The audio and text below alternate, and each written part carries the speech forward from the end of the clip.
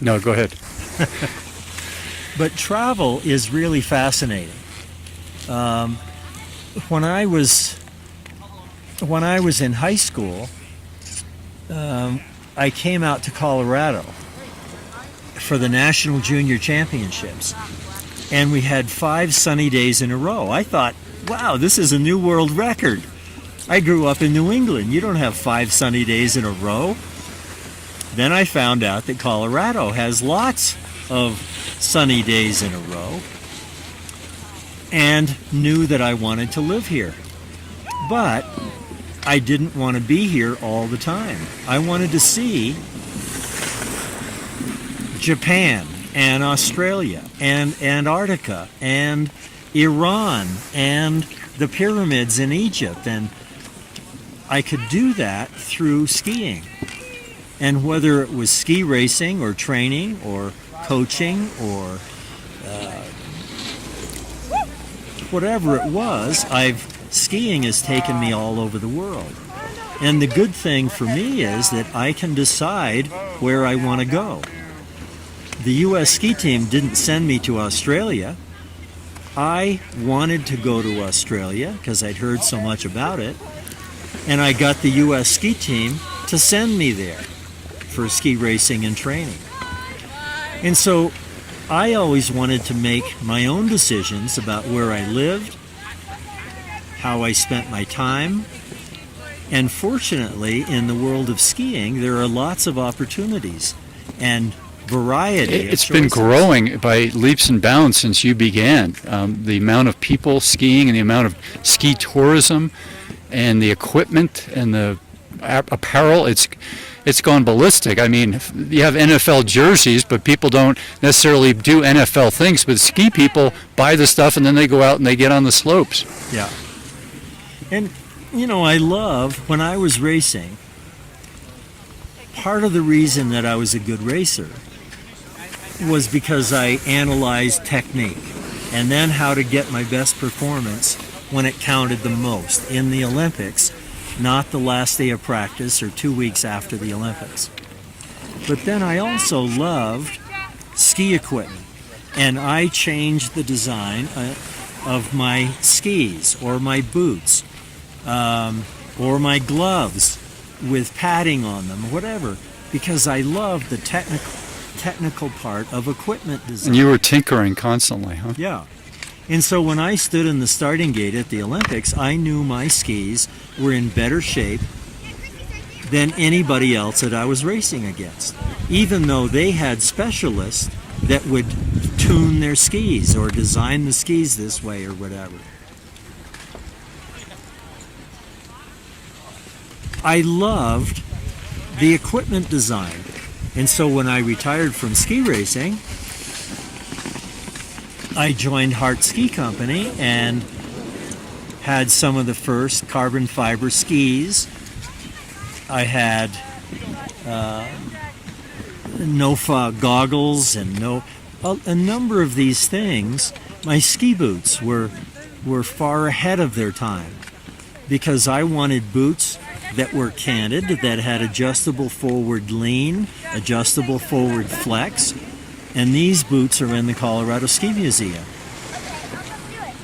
Because nowadays, all the boots, even beginner boots, have adjustable forward lean and cant and flex. But those were the first boots that had that.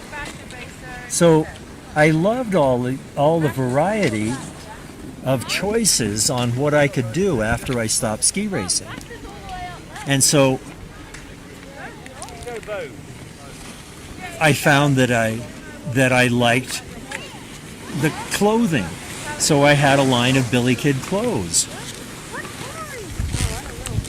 I love telling people about what it's like racing the Kitzbühel downhill, the Hahnenkamm downhill, or why the travel to ski in Australia and ski through the backyards in Wengen, Switzerland during the Lauberhorn, where you smell the fires of the houses in Wengen, Switzerland. Sensory perception. Yeah. And then when you're in Australia, you ski through a eucalyptus forest. It smells completely different, but it's fascinating.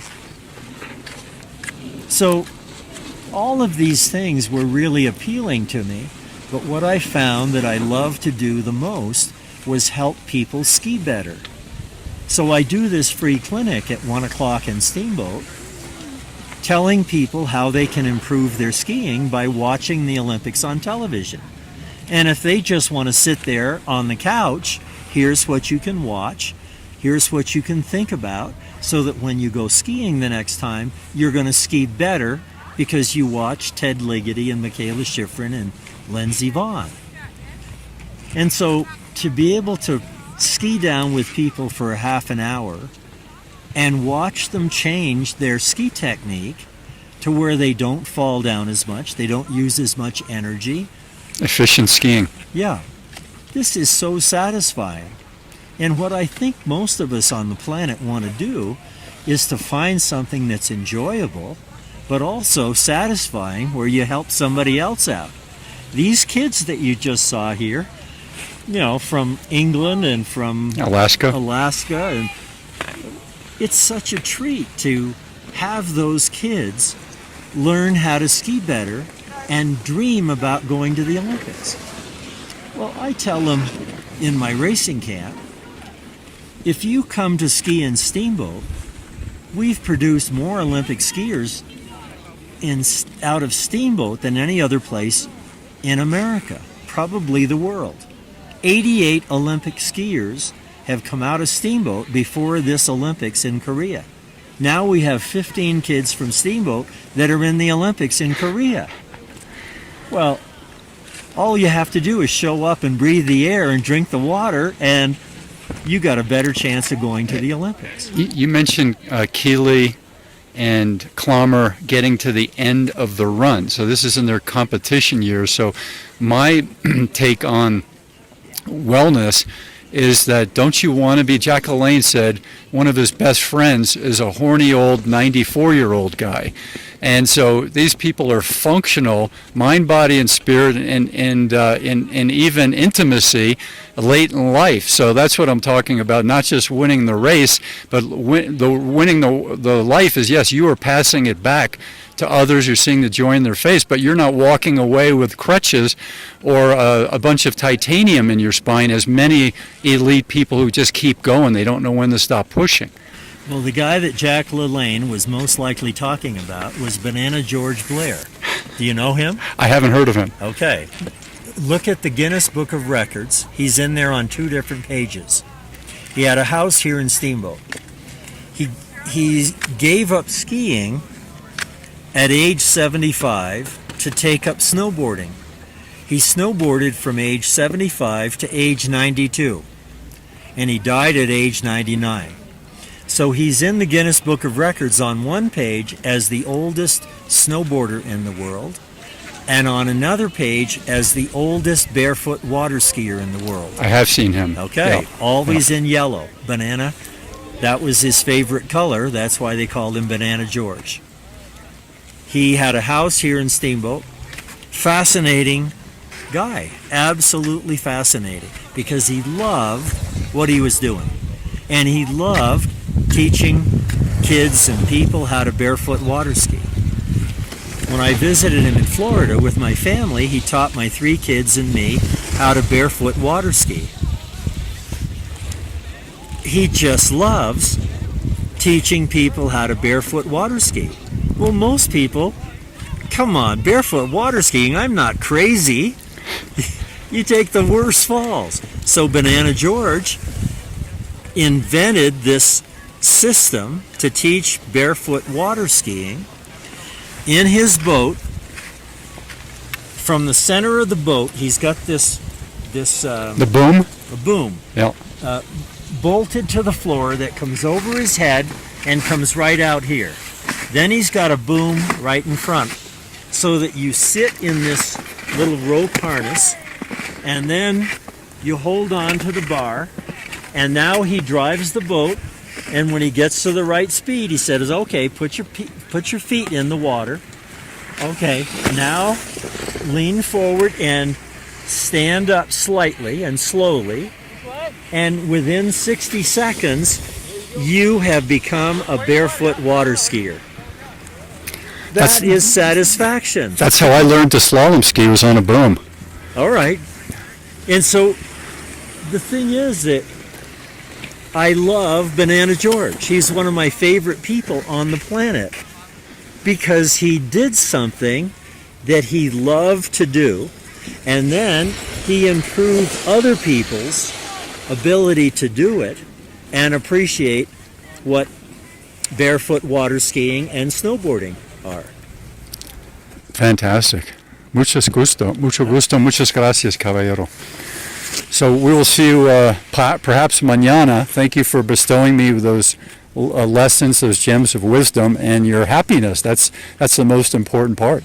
Well, it's a pleasure. It's a pleasure talking to you because you have an understanding and an appreciation of competition and then what happens after.